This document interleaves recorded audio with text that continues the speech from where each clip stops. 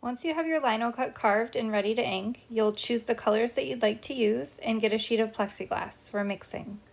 An extender base can be added to the colors if they're a little thick and need to be loosened up before rolling out with a brayer.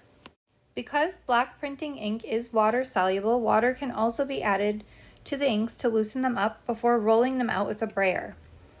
Make sure that the brayer is covered evenly with the ink before applying it to your LINOCUT surface. You'll want to make sure that you're picking up your brayer and changing directions as you roll out your ink. This will ensure that your ink goes on as even as possible. Be sure to go back and forth between the plexiglass and the LINOCUT several times and change directions when applying to make sure you have an even covering on your surface before printing. Look carefully to make sure that your printing ink is evenly covering the surface of your design, and then you'll stick your design to a sheet of paper and then flip it over and burnish the back of the paper with the smooth side of the spoon in a circular motion. Be sure to rub it everywhere to ensure the entire design transfers evenly.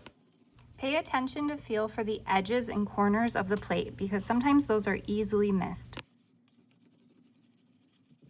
Once you feel like you've rubbed everywhere evenly, peek to make sure the design has transferred and then peel away to reveal your image.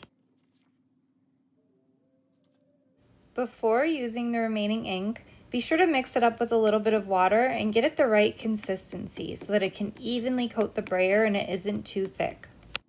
If your printing ink is too thick and sticky, it will go onto the brayer too thick and then transfer to your image too thick, and it can go down into the grooves and cause some issues with details transferring when printing. I've decided to ink up my design one more time and create a textural quality by overlapping my design on my first print. This is not required, but it is possible. So think about lots of options as you work with your design in this LINOCUT printmaking process. In the moment, I decided to flip mine the opposite way so it creates an interesting overlay with the first color and print. You probably noticed that I'm just kind of eyeballing where to place this here. But if you're printing twice on one paper, there is a way to get it exact if you look up how to register your paper for a LINOCUT print. Again, you see me using the back smooth side of a spoon and using little circular motions to make sure that I've transferred the whole image to the paper evenly. And here we are. You can see my complete print with my first color underneath my second color, which creates a really interesting textural quality. Have fun!